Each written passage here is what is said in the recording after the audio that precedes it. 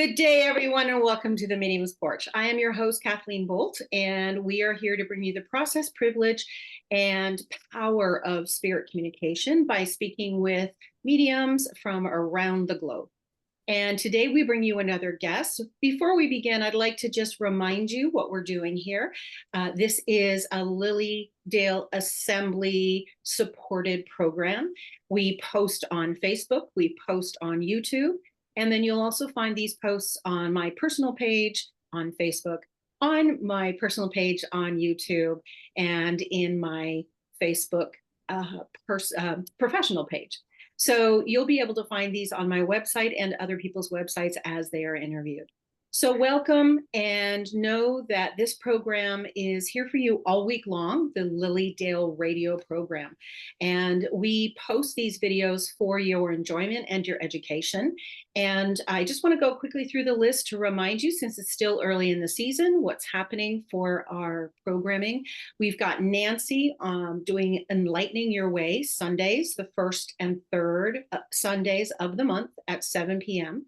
We have Tiffany doing her program Beyond. We've got Stacy Schuerman doing her Who Are These Spiritualists? She does that monthly. Colleen Vanderzijden does Embracing Your Essence on Tuesday evenings. Willa does Wednesdays with Willa on Wednesday mornings. Celeste Elliott does Wake Up with Spirit on Thursdays at 10 a.m. Brenda Reading does Discovering Your Spirit on Thursdays, and Angie Apt does Spiritual Discoveries on Fridays. So check out our Facebook page, Lilydale Assembly and Inc., at Lilydale Assembly Inc., and that's where you'll find these programs mounting for you to view. So without further ado, I'd like to introduce you to our guest. I'll read her information and let you know more about her. This is Julie. Hi, Julie. Hello. Julie K. Gray is her full name, and she is a Maine-based interdisciplinary artist, wedding photographer, spiritualist minister, and psychic medium. Julie has earned her BFA in photography from Rhode Island School of Design in 2005. And she since has earned her MFA in studio art from Maine College of Art in 2012. Now, Julie has exhibited widely in the New England area and also beyond that. She's exhibited in New York City, Illinois, Ohio, Texas, New Jersey, Florida, and also Canada, as well as Lilydale. She has photographed weddings for over 15 years and has found joy incorporating art and creative thinking into everything she does. And this I can attest to. I met Julie in Lilydale some years back, and she is just a joyful, creative spirit who is always bringing creative thought to the process of both mediumship and into her work, of course. In 2021, Julie was ordained through the City of Light Spiritualist Church in Lilydale, and she's continued to study mediumship since, having a near-death incident in 2009. And because of this incident, she has sought to provide a proof of the continuity of life and healing to those who seek it. Now, as a clairvoyant, she is an active member of the artistic community. She oftentimes incorporates aura drawings, smoke drawings, and intuitive charcoal drawings into her mediumship work. She embraces the connection between the artistic and mediumship processes. And this is one of the main reasons I wanted to bring her to us today, because here we have a medium who is also an artist, and we can learn more about the artists and the medium's mind today. So I'm really looking forward to that. Welcome, Julie, yet again. Hello. Hello, my dear friend Kathleen. Hello. I am so grateful you're able to join us, Julie. And again, this is a privilege to sit with you, as it is with every medium.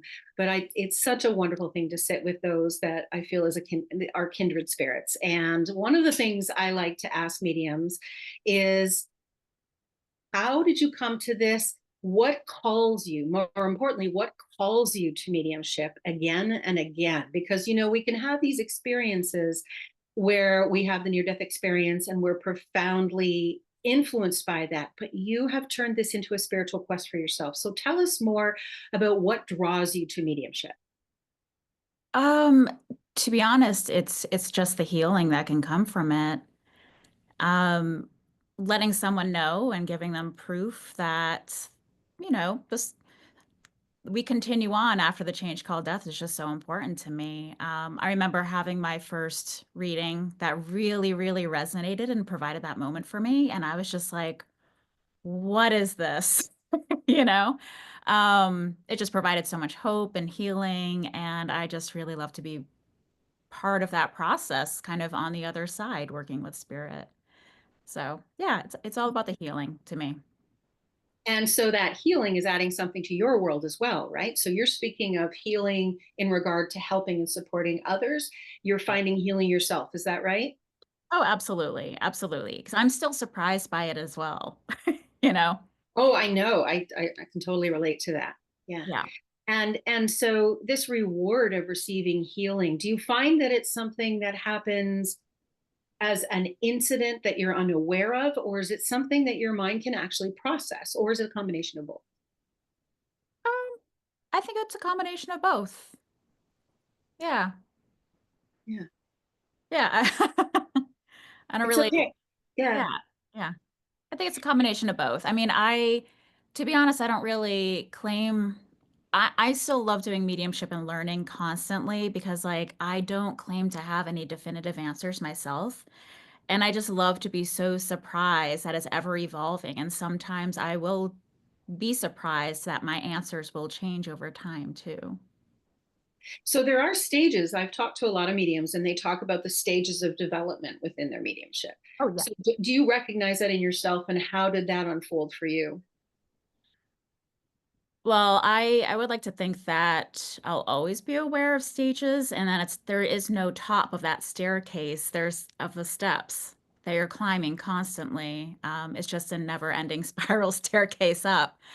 Um, Really, I think if I ever get to the point where I feel like I don't want more education or need more education or practice or unfoldment, then I think it might be time to stop.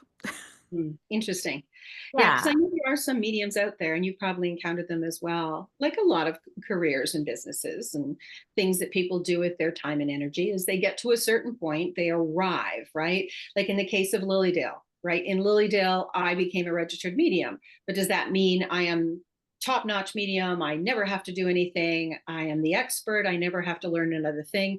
And I would definitely say no to that myself as well. And it sounds like you're on the same page with that. To arrive somewhere is only to work as a mark or a function of recognition of how far you've come. And there's more. Would you agree with that? Absolutely. I mean, I do. And to be honest, like, yes, I have like an MFA in arts. If I could go easily get my doctorate in art, sure, I would. Yeah. If I Yeah. could be a student for life in every respect, really, I would. Um, yeah, that's what I think keeps us on our feet, keeps us relevant, keeps us humble. Yeah, the ever like constantly seeking to better ourselves is just so important. And a lot of that is because of education that we can do that. So yeah, I don't know if I mean, some people are definitely like, I need the degree or I need the recognition and then I'm done, I'm good. And they may still be doing a lot of work on their own, not necessarily like attending classes or things, but yeah, I feel like I constantly need that kind of motivation, that kick in the pants, seeing things through the eyes of a different teacher. I mean, you're Yeah. always going to get a nugget of information that you're like, oh, I never thought of that. Or, oh, that's really an interesting way to perceive that information. Or, oh, nice technique. So I just love like always constantly being surprised. So yeah, I'll be a student for life for sure. Nice. Yeah, I love that you said that idea of like being able to see it through someone else's eyes, because I know some you do psychic work as well, right? You do the tarot or tarot, however, there's different ways to say that. But you do that, and when you go into that state, is it different than mediumship? Are you looking through someone's eyes when you're doing tarot? What do you call it? Tarot? I call it tarot. Yeah, okay, good. We'll stay there. So are you looking through somebody's eyes when you're doing that? Or are you actually just picking up energy from the person across from you? Are you still listening to spirit? What is your process? And how does it relate and compare? And this is like many questions in one, but how does it relate and compare to working in mediumistic manners and working in tarot manners for yourself? So I guess I can kind of, especially for people that may not be super aware of the difference between psychic work and mediumistic work, I'll kind of go basic and kind of illustrate it. So, I mean, psychic work, which is tarot and a lot of other forms of divination, is basically a direct line of communication between the psychic and the receiver or the client. So you're really just tapping into their energetic field alone and really, yes, kind of like seeing things through their eyes and really tapping into their heart space and aura. Mediumship is that straight line, but at the top is spirit. So it's a triangulation of energy. And all three participants need to be willing in order to go on and to receive information. And then that's why mediums are called mediums because we are the intermediary. We're in Yeah. between the worlds. So it's just our job to decipher the information coming from spirit. So usually to be honest, it kind of depends on the job or the day that I'm working. Sometimes I do purely like tarot readings out at like a coffee shop or something or a center. And I really make sure that I don't open up myself to spirit because a lot of times people can be a little bit wary or even scared of mediumship, I've found, because they don't necessarily know that it is coming from a place of healing and inspiration. And we ask for nothing but the highest and the best, of course.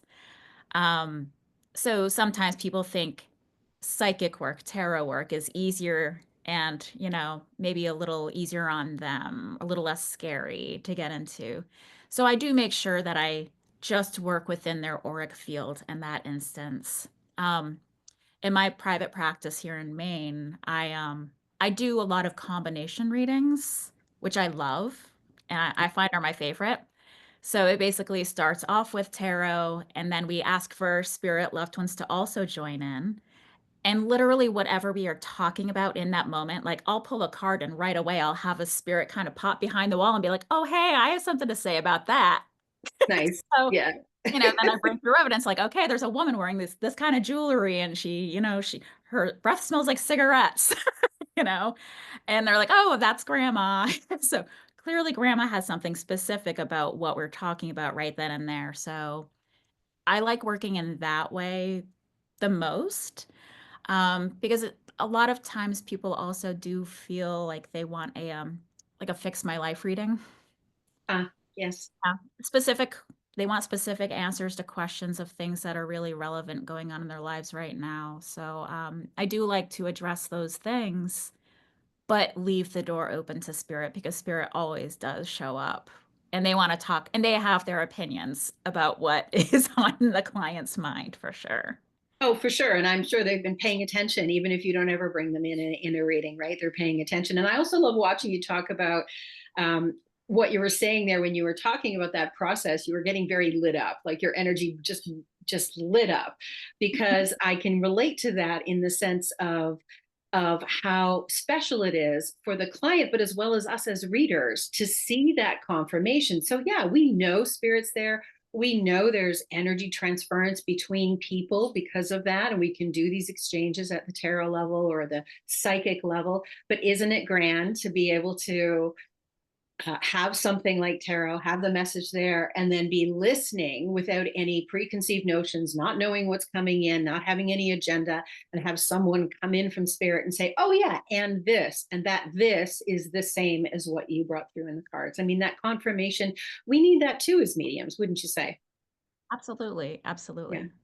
Yeah. Beautiful. And So of now course, you mentioned, oh, sorry, go ahead. of course, like tarot also has like the hard evidence for the recipient too.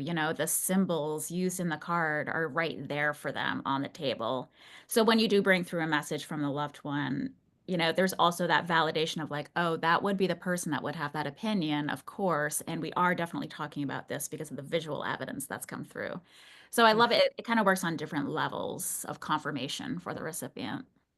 Yeah, absolutely. And the nice thing about having that confirmation that I've experienced as well is they have the opportunity to feel a part of the reading, Yeah. right? Because they feel engaged. It engages their attentions. It actually, I think, in some ways, and would you agree with me on this? I feel it sometimes engages them in a way that they can feel like they're not only taking something from the reading, but they're allowing themselves to have the evidence in front of them in the way that they don't have doubts about you or about the source. Yeah. Would that be correct? Because there are, like you said at the beginning, a client base that feels more comfortable without the woohoo aspect or the spooky aspect or the spirit aspect, and also religious backgrounds, right? There are some people that wouldn't allow that. When I was years ago, I was doing a lot of flip card readings. And I say it that way because even though we only had 5 minutes with each person, and sometimes even less than that, because we would have a stream of students from the student union at the colleges, and it would just be an entertainment thing. That's what they quoted it as. Quoted it as. I would have people in 3 minutes, 5 minutes that would get really profound readings just by flipping tarot. Oh, yeah. Right? I mean, everything is in alignment, right? Natural law is still happening when we're using tarot, when we're using spirit world, but magic can happen even when we are in a situation where we must call it entertainment to put other people at ease. Absolutely. So I know we're on the same page with a lot of things. So it's I hope it doesn't seem like I'm repeating repeating what you said after you've said it. The other thing I noticed when you were talking about that process, going through that process and differentiating it. So when you're receiving spirit Mhm. through your mediumship, talk a little, if you would. I know a lot of people like to talk to mediums about the clairs, right? That often comes up. Oh, let's talk about clairvoyance. I'm a clairvoyant. I'm this, I'm that. I'd rather approach this more as what is your experience? And if Mhm. you would describe, you don't need to use that vocabulary, or you can, whatever way, but describe to people that are listening what your personal experience is receiving, being a transceiver, being a receiver and a perceiver for spirit. What's that like for you? I guess I'll start as being a receiver. Well, first of all, actually, I'm going to start as being a recipient of mediumship readings because that's how I really started off. I would not say I wasn't a child medium. I definitely learned it as an early adult, even though, it's in my grandma's family line for Right. sure, but I never really embraced it and studied it. Um, so I found that like even receiving messages from psychics, mediums, um, I find I'm very open. I go into the process just totally, totally open as a blank slate, heart wide open. Um, it's funny, even a friend of mine that was serving at Temple Heights with me this summer, we went on a little field trip to Camp Etna and sat in circle. And right off the bat, like, I'm always the person that the medium comes to first. Because Always. I don't right, lit up. I'm very open, and I think, like, that is just a huge part of it, so it's a good tip for people that are looking to get a mediumship or a psychic reading, like, be as open as possible to this. Body language matters, having your heart open, your mind clear, not constantly thinking about something that went on during the day, just being a blank slate and being ready to receive and ready to give and ready to participate in the process, that's very important. Um yeah, it's funny. It's like I'm always chosen first in a group. I love it. Um, so I mean, I think that really kind of translates to me doing the work on the other side as being the medium. Sure. Um, I really just, again, create that blank slate and be open to receive any little bit of information. Being a sensitive person is very important in this work, I feel.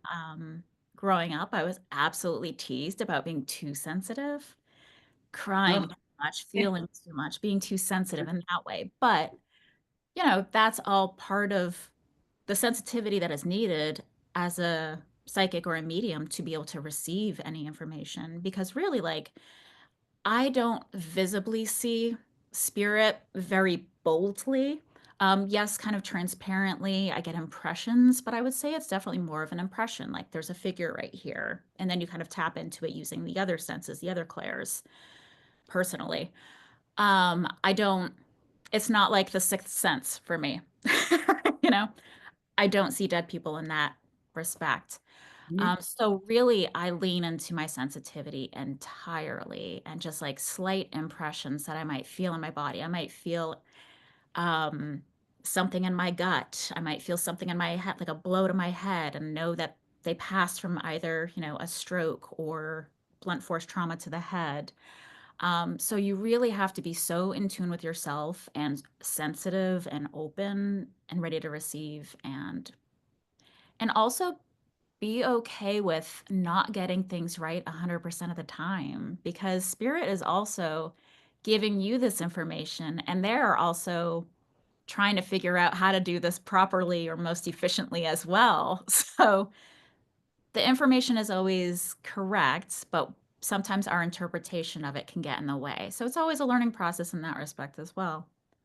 But yeah, sensitivity is huge. But yeah, I'll see, feel, know, sometimes smell, sometimes taste, but rarely will I hear. So I would love for my clairaudience to get stronger over over time. Um, but yeah, it's a mishmash, and I just basically am willing to work however spirit is willing to work with me that day, and I just have to be open to that process. So I'm curious about your patterns as you're allowing all of these senses to be awakened by the spirit in accord to their wishes. Have you noticed a pattern in a reading where is it have you ever thought about, I'm trying to put a question together here. Have you ever thought about when you're in the reading, is it the whole reading that you're focused more on one sense, or is it based on the individual spirits coming in and how they would prefer or work best with you? I'm just curious about that for you.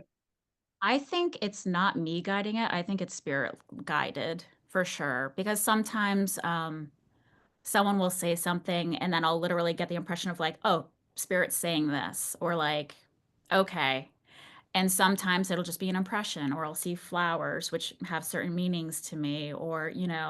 So it really, I feel like there's no rhyme or reason, and which makes it even more, I don't want to say nerve-wracking, but I mean, as mediums, we never know what we're gonna say. So, True. there's really only so much preparing we can do for either like serving at a church service or doing a gallery reading or individual readings. There's really only so much preparation we can do and I think definitely with me, because it's like all spirit guided, or at least mostly. So I'm just like, I'm open to whatever. And now I Yeah, just have to really be vigilant and see what comes in first. right. I believe because of our personalities as mediums, each of us has a unique offering that we can bring forward through the work that we're doing, through the service we're offering as mediums. And I believe that some of us may be better at one-to-one sitting, some of us may be better at platform mediumship, but in a way, when you look at Lilydale, you have to be able, if you register, you have to be able to do both. And very often church mediums will want to be both. But the nice thing about church is you don't have to do what you don't want to do. But if you're a registered medium, you have to be able to do both. So just addressing it on that nature that many of us have to be both. I Yeah. love what you said about, it can be nerve wracking because for those of us that aren't comfortable in front of talking to a group of 200 to 500 people and giving information that A, we didn't prepare, and B, we have no idea where it's going, that's a real exercise for our egos if we have one, our spiritual ego if we have one, which everybody does. It's a matter of how dominant it is in our personality and character. But I'm actually leading you to the point and question of how did you develop trust? Because I know that was something I had to do. I had to get to the place. I never had problem standing in front of a group and presenting. That was never my issue, but it was trusting spirit for me that was the issue of being able to do that and know that whatever did come out of my mouth would be guided and supported and would come through with love, grace, and support for someone else. And sometimes, as you know, when we're up there, our mind is aware of the thoughts and the feelings as they come through or as they're being communicated. And other times it's just flowing like a channel of water, it's just coming through. And so you really have to get that place of trust. So for you, how did you get yourself to a place where no matter whether you were standing on a platform or sitting one to one, that you could trust what was coming through for you? Um, well, how to establish trust. I mean, it's interesting too because like in a lot of ways in my life and areas in my life, I'll always have imposter syndrome. People are like, "Oh, you're an artist," and I'm like, "Am I?" Like, I haven't had a solo exhibition in New York City yet. Am I really an artist then? You know? Yeah, and all that work on the back of the wall. Nah, that's no signal and sign. Oh, but it's and Yeah, in my it's writing, natural. It's yeah. natural for many of us to have that, no matter what we do. It's part of human nature, I really believe. Yeah. Yeah. So it is, and even like I'm working on a writing project and like, am I really a writer? I didn't go to school for writing. How could I be a writer? You know? So imposter syndrome in general in my world is a huge thing. So I really just have to like, I feel like it's a really quite a big challenge to like get myself to the place and like really just have to be super vulnerable and just say, Spirit, grab the wheel, you know? I'm just going to go along for this ride. And I think a lot of that is trying to get out of your head and just really like being okay with failing Ah, and just putting yourself in that position where you're like, it's not even me. I'm not even in control right now. So I'm just the translator. I'm just doing a job. I'm being of service right now. So I think really just getting yourself to that point and having conversations and having prayer to spirit where you're literally saying, I'm putting my trust in you. Please show up. You know, and of course, right. spirit always does show up. Um, so yeah, it's really just getting outside of the logical kind of like judgmental side of yourself that you might encounter everywhere else in your life, which is really freeing. It's very freeing to just say, it's not me anyway, so I'm just going to go whole hog. I'm just going Right. to put myself out there and make a fool of myself, maybe, but hopefully I won't even remember it. And a lot Yeah. of times that Well, happens. it's kind of, there is a joy to that, right? When you're giving a message and spirit's just giving it and you just trust it to go and you have no idea what you said after. Yeah, You, exactly. you've gotten to, when you can do that, you've gotten to that place where you can allow that trust, which is wonderful, but it's not 100% of the time, most often. Right. So for us. So yeah, you were mentioning here, and it got me thinking about, that process of letting spirit in. I mean, they've done studies, they're doing more and more studies all the time of how the medium's mind goes into an altered state. Now, those of us that have followed spiritualism and the history of spiritualism and our mediums, we know that. We know we go into a different state of operation. And, some call it trance, but there's also these other levels, right? Of mental mediumship is a different state than trance. And if you're a physical medium, you're in trance and another quality to the state. So there, and healing, right? We don't talk much on this channel about healing, unfortunately, really, because it's a beautiful thing. And we do it verbally through the work we do. But this idea that we're in an altered state, now, you being an artist, do you see the parallel? Do you notice a sameness, or how is that similarity or experience for you in terms of the altered state or focal point that you're using when you do art versus mediumship? I think because a lot of my work is very detail oriented, very planned out, very strategic in some ways, but I absolutely think that I get the ideas for the works through divine inspiration. Sure. Or, thinking of even like what a body of work should look like. If I'm like going to start a new series of work and I'm just like, oh, what now? Um, Really, I do think like a lot of times I'll kind of get an idea in dream state and wake up and be like, oh, okay. So there's like really crazy notes on my phone. And I Ask also for refer to this, them. And Siri. yeah, most of the time I can't even recall what they actually mean, but it meant something very important at the time. Um, It's fun. yeah, I do think that. Yeah, absolutely. I mean, so you're using the same side of the brain.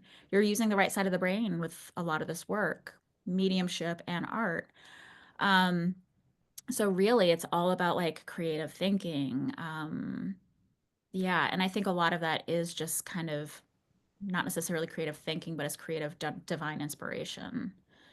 Um, and then kind of like, yes, my analytical brain takes over when I'm, say, beating something for 50 hours that week. Yeah. I mean, clearly the analytical brain has to come in and step in and actually do that work. But some work also does kind of lend itself to more like meditative practice as well, which is like very soothing. And then, yes, you can kind of like almost put yourself into a trance-like state doing some specific projects or working with different mediums. Um, so yeah, it's just, and again, I feel like, again, it kind of goes back to like being sensitive in nature. Because like a lot of artists are sensitive souls, as Right. we know. And so of course, like our heart is open as well as our third eye. So, I think it's like third eye led, heart chakra led. It's yeah, we're just kind of like as artists, I think we're open for inspiration to come from any angle. And again, that kind of like relates to how mediums collect information through all the different senses and clairs as well. Right. Yeah. And I love that you're talking about this because it shows that in art as well, you don't always know what's going to come through. And like you said, you have a strategy that you're executing in the manifestation of the piece, Mhm. but before it starts, there's an ideation process that is inspired, Yeah. right? And it's the imagination that kicks in. So I think it's really interesting for a medium to think about it in terms of when you start your mediumship, it may feel like you're making it up because you haven't developed that subtle discernment and distinction and quality of energy that you're aware of that puts you in that awareness and consciousness of this is them, this is me, right? Right. That distinction. But when you're doing art, you don't even really have to make that distinction, right? You get to have that distinction of let's move into something I'm feeling or it comes over you, like you said in your dream, you get this inspiration, right? Mhm. But you're in an altered state in the dream, but however you get there, there's inspiration. And then after that, it's like, how does this look? How does this come together? How do I manifest this in the world? And I Yeah. love that because to me, it's a very similar process. Sorry, I'm talking on here, but this is an exciting point for me. um, I think it's really exciting because in both ways, there's the similarity of the inspiration comes, spirit comes in, right? You feel the state, you feel their presence, they are there.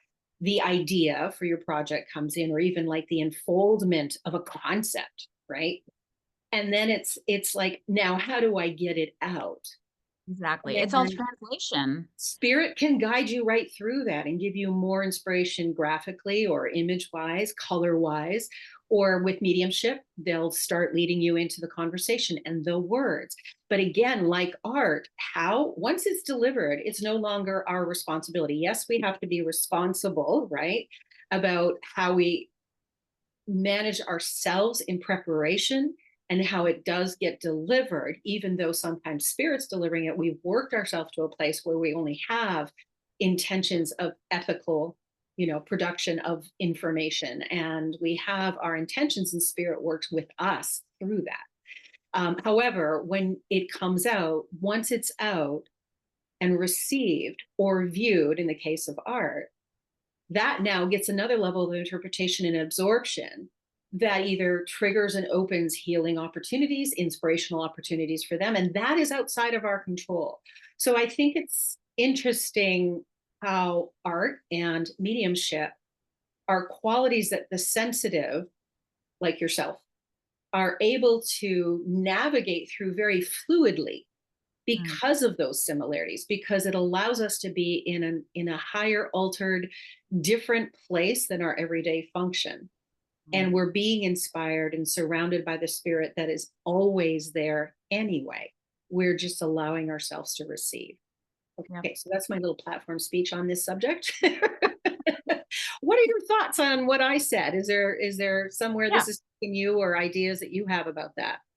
Yeah. I mean, an artist is a translator of ideas into something that can be received by an individual or the greater public. And the same thing as a medium. We're translators. And then literally once it's out there in the world, we do just have to put ourselves and be okay with being in that vulnerable position, that sensitive position, because it's no longer part of us necessarily. It's kind of part of the greater being or a greater conversation. So, yeah. Have Yes you to found all of that that. hard? Yeah. Okay. Have you found it hard at times to detach yourself from some of your projects in the sense that you're selling them to other people to enjoy, or you're Oh, shipping yeah. them across the country for someone to put up in a program or a show or gallery? Yeah, I was just actually having a conversation with someone last night that was like, "Where can people buy your work?" And I'm like, "Well, when they're up in an exhibition, they're for sale." But really, people can reach out to me. Things are always for sale, really. Yeah. I mean, any artist can say that, I would say. We love a good art sale. Um, but, they were like, "Well, why don't you start posting it on these like websites like Saatchi Art or like art storefronts and like all of these All things." right. I'm just like, and I had a hard time actually verbalizing, but I was just like, "No, I don't want to do that." Like, um, because it's not necessarily an audience that is catered to the experience. Like when you go into an exhibition, you know what kind of art you're going to see usually by the theme of the work, especially if it's a group show. Or I don't know, it's in a different context and it's in a context. Like even if it's a solo show and it's all your work, or a retrospective and it's all your work, there's the context of it being you. And it's part of your soul. It's part of, who you are. And yeah. So it would be so hard for me to just be like, made something, I'm gonna put a price tag on it and post it online. It just seems so detached for sure. There's always like the hopes of, well, it's going to be a piece in a body of work, and that's going to be exhibited in a show that's bigger, and it speaks to like, the idea of the work in a clearer sense, and it's going to be more poignant when people walk in and they really get a feel for what's going on. But yeah, it's it's a bizarre it's a bizarre process, and it is a little bit you're putting your heart out there. Absolutely. So yeah, a lot of vulnerability. Sure. Yeah. I'm sure that that's a lot to manage, because I know even as a medium, we've been sensitive in the world, and we can empathically, right? We pick things up. So it must be tricky. Do you find it tricky when you're watching someone look at your art? Does that make you a little self-conscious, or have you passed that point? I think I've passed that point. Good, good. Yeah, absolutely. I mean, people are gonna love it or they're gonna hate it. There's nothing I can do about it. So coming back to that idea that you've moved to that place of trust where you're in your flow and you're putting it out there and it's no longer yours. Yeah. Right. But I still would prefer them to be all put together and context to be created. Kind of like the perfect reading. There's context and it just Yeah. makes more sense instead of just like getting one little fact of information. You get the whole The whole whole reading. Everything makes sense. and Um, caboodle.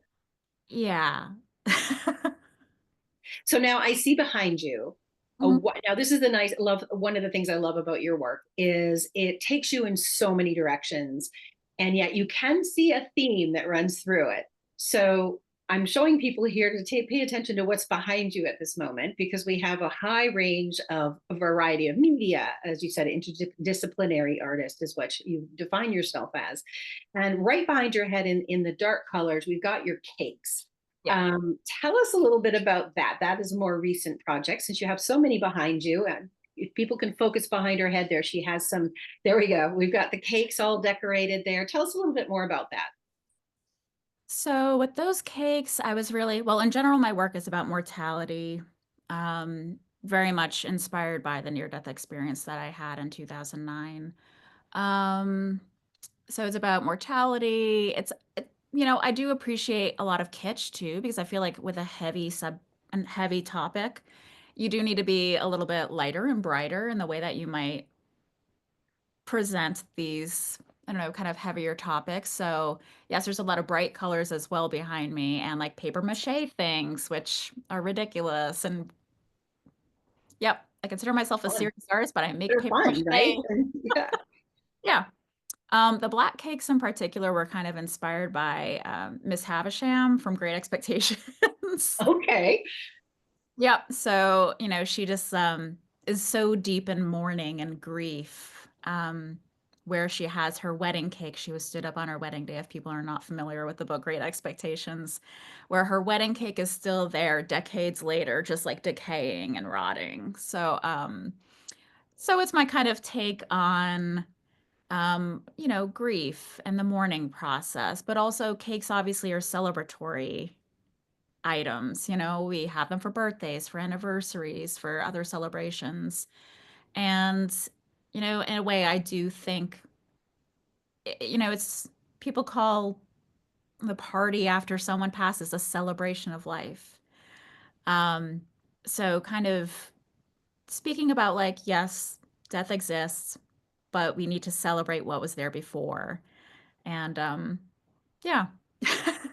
I love it because when you get closer and you can see the details of what you've done, there's such beauty in it, right? There's such care. There's that unexpected element, right? We think of birthdays as celebrations, bright colors, that whole thing, and it makes you stop and question the value. I mean, to me, this is how everybody's going to see a piece. I understand everybody's going to see a piece and see different things in it. But what I saw was the celebration of life is then questioned, and then you start to value. Oh yeah, right, we need all these markers in our life to remind us of the brilliance of this opportunity to be alive. And then when you see something like this, the contrast of the dark and the celebrated makes Yep. you stop and recognize the value, the time limits, all of that, and the beauty, and how there's even beauty in the difficulties. So Yeah. there's so much that I see is being said in there. That's why I wanted to bring it up, since I noticed they were all behind your head there. We hadn't talked about you bringing them up when we had spoken before talking today, but I really saw that as something that might be good for people to understand. And again, these are things that you sell to people. If they're interested in taking a closer look, they can communicate with you. Another piece that you did here, I'm going to turn around and grab it here. I don't know if this is going to show up well on the screen. I've got a framed piece that you did. Let's see if we can see it here. There we go. Can you tell us a little bit about this series? You did a whole series of these paintings. Yeah, so there's over 50 of those now that have been painted. They are, um, well, with my photography background, I love the history of photography. So I have a lot of antique carte de visites and cabinet cards from the Victorian era, Edwardian period as well. Um, and so I stumbled upon this book, which is fantastic, Bitten by Witch Fever. And it is a collection that's been compiled, Victorian era wallpapers that actually were poisonous and contained arsenic and other heavy metals. And so I've, just one of my favorite books, short story, is called The Yellow Wallpaper. And I'm obsessed with it. It's like such a good story, and it takes place in the Victorian era, and it's this woman that's kind of driven mad, but she has this wallpaper that she's obsessed with in her house, and the whole gist of it, which the book doesn't explain it, but the wallpaper was probably poisonous at the time as well, and she's like basically trapped in these four walls of this wallpaper. And a lot of hallucinations would come about from being surrounded by these wallpapers or working with them in the manufacture of them. Because a lot of them contained arsenic, which could create, terrible skin problems, breathing problems, but also hallucinations. And I find it interesting that like that happened during the Victorian era, which is the rise of modern day spiritualism. Exactly. Yeah. So I think I don't know, it's kind of, I don't want to say a chicken or the egg, which came first, but I feel like there was, yes, this boom and people experiencing things and seeing things. And a lot of that was probably, kind of explained away like, oh, it's just the arsenic. or or maybe, people that were perhaps a little bit sensitive and open, perhaps these surroundings maybe unleashed even more visual imagery that they would see. So they became visions and not necessarily hallucinations. I just find it really intriguing. So I have a series of over 50 of those paintings where I painted with gouache, recreating these historic wallpapers from that era and tried to like match the colors as closely as possible using gouache, which is totally safe, obviously, Yeah, and water create based. these backgrounds for all of these individuals on these portraits. So, yeah, now basically I am creating an oracle deck. Oh, sweet. Um, yeah, so once I finish my book, I'm going to focus on the oracle deck writing bit, but at least all the artwork is completed for it. So just Yeah, I add it. love that you mentioned that because that's the era of the Impressionists too, right? And many of them were drinking a lot of absinthe and other things for hallucinations. So And I yeah. mean, artists throughout time would clean their paintbrushes with their mouth, and they were like ingesting like titanium, zinc, like heavy metals. So you got to wonder where a lot of this inspiration comes from. Little chemical things going on there. Yeah. Yeah. Yeah. So that's a lovely piece. The other couple of things I want to show our viewers is I'll do a screen share. I want to take us to some recent work that you've done, as well as some earlier work. Let me just get that screen up here for us. And if you want to visit along with me, you can also pull up a little tab in your browser here and look at juliekgray.com. And this is Julie's site for art, her art site. And here you see in front of you some of her spirit photographs. Do you want to talk a little bit about this one to begin with? Yeah, sure. So I started this work really, I mean, just a little over a year ago, year and a half ago. It's painting with light. That's what the technique is called. A lot of other photographers and artists do it as well. But being a spiritualist, being a medium, I figured why not primarily photograph spiritualists and mediums and create this kind of collaborative work with spirit, with the sitters, with me, and some basic rudimentary tools. So I kind of got it down to a science, no pun intended, what the exposure is, the lighting conditions, the one lighting tool that I use, and the exposure time and camera settings. And I ask the sitter to expand their energy or to call in loved ones or their guides. And I focus.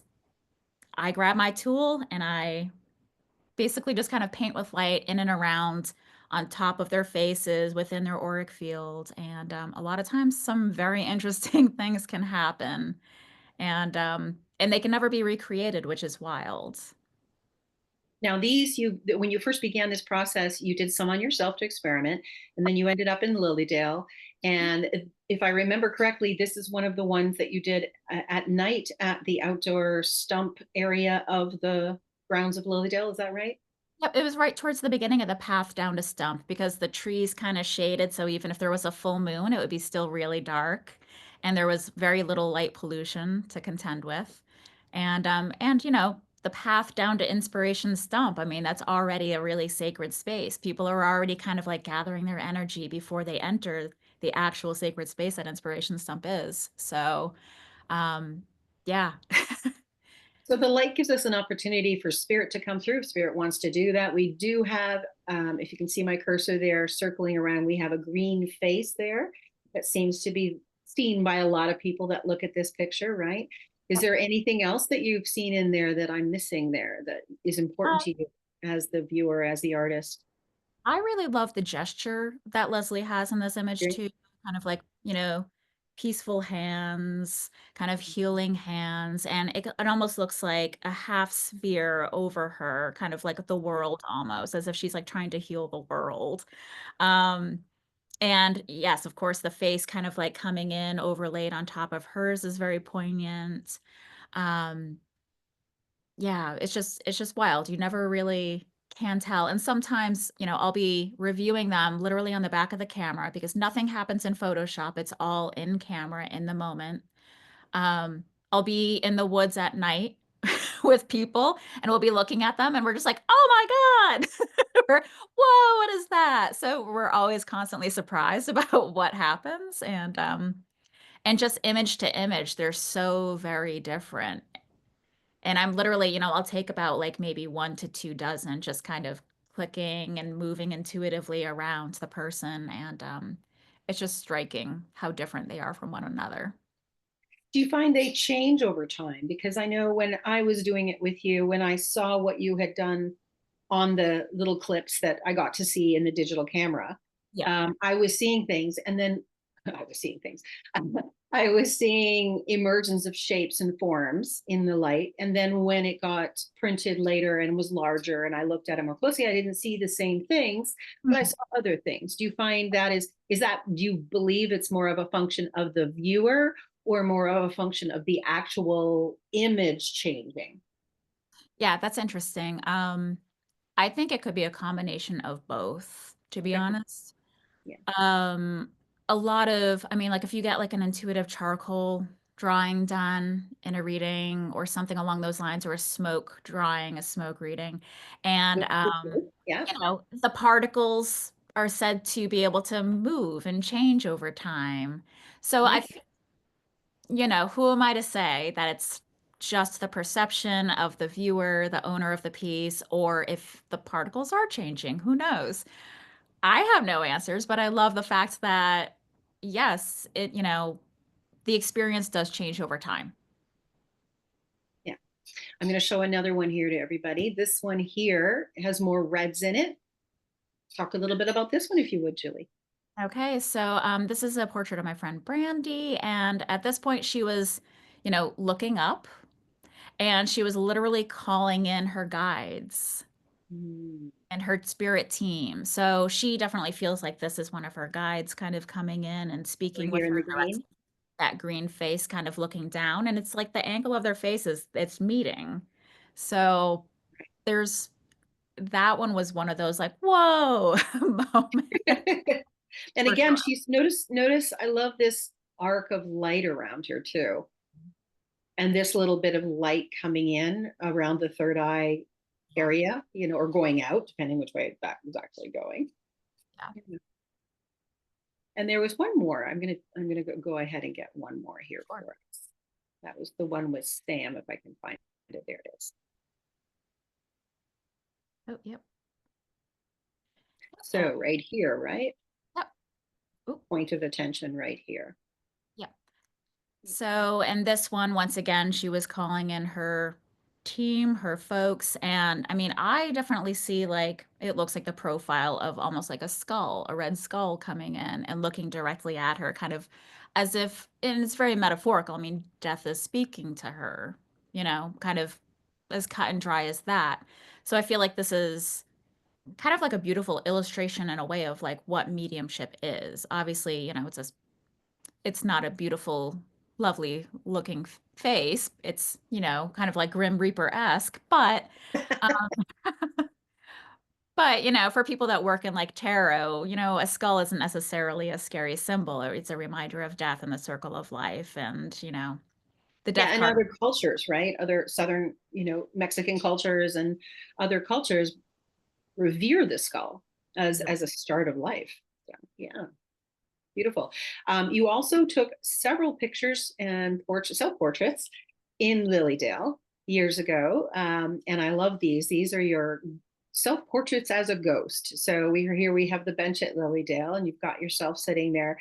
This is one that stood out to me here. We can talk about that if you like. Sure.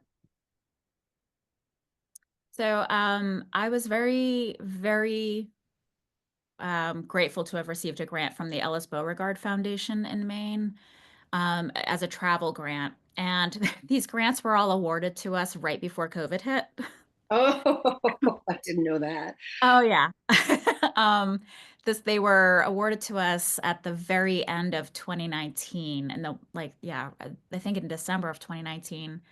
And people had plans to go to Italy, like which Yeah, was the right. center. of peak COVID epicenter. So a lot of travel had to be put on hold. I initially was actually supposed to go to Lilydale on this grant for 2 weeks in April, but that got postponed because travel bans. So thankfully, though, I was able to go during the end of October into early November of 2020. Okay.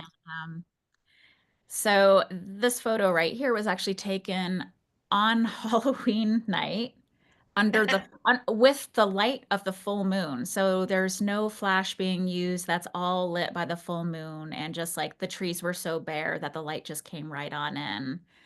And so it's an in-camera double exposure. No Photoshop is being used to create this image. And it's me under the sheet. I love it.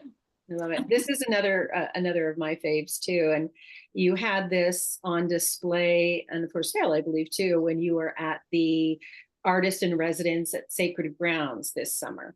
Yep. It was a little bit about this one. So Teresa was very gracious and she let me kind of go into her guest house and use some of the rooms for photographs because she was still there on the grounds that fall as well. So, and this is one of my favorite rooms to also stay at in Lilydale. So it has a lot of personal meaning for me as well. Um, so yeah, I just really liked the idea of a ghost sitting down at a vanity and they can't even see their own reflection. So I Wonderful. like to have fun with the with my work. Exactly. Here's another one that's fun too. It just shows, oh, let's go play on the playground, you know. Yeah, Even ghosts have to absolutely. have fun. Ghosts just have to have fun. Yeah. Yeah, I mean, I really one of my especially after the near-death experience, I've really just I don't take myself too seriously. And I think like that's where I find my joy is that I don't take myself too seriously in life and in art, and I don't take my art too seriously. I want it to be enjoyable and I want people to laugh and just be like, "Oh my goodness," and shake their head if they look at something. Well, just like in mediumship, right? We bring joy to mediumship, you know, the two Yeah. together. And life is about enjoying ourselves as well. So I'm so glad you mentioned that. So Oh, anybody interested in seeing more of Julie's work, please do visit her website, connect with her, communicate with her. juliekgray.com is her art site. If you want to find her, we can still talk some more, but since I'm on the mode of talking here related to your websites, you also have the website for psychic. Is it psychic medium Julie yep. K. Gray? Okay. Yes, psychic medium Julie K. Gray. Yep. Okay. And then you have a Facebook page as well. And as a tarot reader, you are also offering on Instagram, social media. You have, is it Thursdays that you pull a card for people and they can ask a Yep. question and get an answer through that, which is Yep, I fun. do. Yep, my little Oracle Thursday days where I pull two cards and, ask spirit for guidance for the week for us all. And then later in the day, or sometimes on Instagram, I'll post both of them at the same time. But on Facebook, I'll post one and then the other later in the day. Yeah. Yeah. So I guess we have been talking for a while, haven't we, Julie? Is there anything you want to share with our listeners from your experience, learning, growing, unfolding? Do you have special teachers or teachings that have come to you? Anything you want to share with others that really uphold you, your personality, your work, but also something that would be helpful to others? Yeah, I mean, I really think finding the right teacher or mentor for you is such a personal preference, but I say try everyone. Take all the classes you can attend or get your hands on or books you can get your hands on. I particularly, I mean, I did a lot of studying in the beginning with under Jake Samayedny, and then I ended up doing a certification program through Patricia Price. And so really, you take what you love from each mentor, despite how different they may be, even because everybody has something to share, and you can learn something from everyone, which is so important. And gosh, locally, I still like to try to get into as many in-person classes as I can. So here in New England, like Circles of Wisdom in Methuen, Mass, is a great place. Okay. They have a lot of like in-person and online classes as well. And like Lauren Rainbow teaches there every now and then. John Holland is great. Sometimes Joe Shield will go there and teach there as well. And he's nice for those of you interested in art, right? You want Yeah. to do portraiture and work with art. He'd be a good influence there as well because he teaches that process to people. Yeah. So really, I mean, my biggest advice is to like literally just study under as many people as you can. Yeah. And Lilydale offers in the summertime intensive programming with a variety of classes. I'll be teaching platform mediumship this summer. Will you be teaching anything this summer in Lilydale? No, just because I don't know when wedding season is. Oh, that's right. Yes, right. Because you're busy with that as a professional photographer. Absolutely. But during the year, you can also check into the Lilydale Assembly.org page, and there are online classes being offered by teachers. So, is there anything you would suggest to people in helping them find the right teacher for them? Like, what would they know in order to know they were in the right spot? Any thoughts on that? Let intuition guide you. I don't know. Really, that's what I would say. Yeah. Just like kind of a medium delivering messages out at stump say, you go to the people with the smiles on their faces. Yeah. The people you get the good vibe from. Yeah, yeah. Yeah, exactly. So really lean into your intuition and you feel like, oh, that's going to bring me joy, or that one might be challenging, or but I still feel like there's something I need to learn from them. And just kind of, yeah, with whatever you're feeling you might need in that moment, kind of let intuition guide you. And I think, like learning anything, we have to be ready to roll with the punches. In the sense, what I mean is we can be disappointed by classes that we sign up for or teachers we sign up for. Because I know you and I have had some discussions about courses we've taken and things that are interesting to us on a one-to-one. And some people don't resonate with us, but we don't know that till after, but we felt drawn to them. And that can be confusing, but in the end, it can actually be incredibly helpful because sometimes we just need to learn what not to do Exactly. through encountering energy that may be actually pulling us in, but then pushing us away from, and because it's off from our values. Right. So I think it's really important, like you said, the intuition to really get a sense of who you are, what you know, what you want, know what you're aiming for. And even like I know when I started this, I went to fellowships and I was just in my glory, in my joy. Like I was like, this is awesome. I let my inner 5-year-old free and she's like saying to me, it's about time. So, focusing in on these subjects in a way that you've been following them all your life and then finding a place where there's kindred spirits and a support network and an educational program with strategy, and not strategy as in scientific strategy, but just a strategy toward this is an unfoldment process.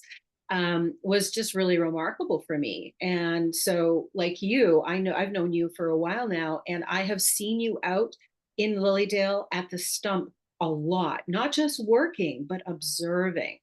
Yeah. And I think what you're doing for yourself, or just my opinion on that, I think is a magical thing because you're watching people that are doing things are in discord with your values. And yet you're also watching people that are in accord with your values. So you and your spirit team are sitting there absorbing the possibilities and the range and scope that's available. And then within that, you can hone in on how you can offer your gifts best. So Yeah. that would be my tidbit to add on to yours to give more of a shape of how I know you work.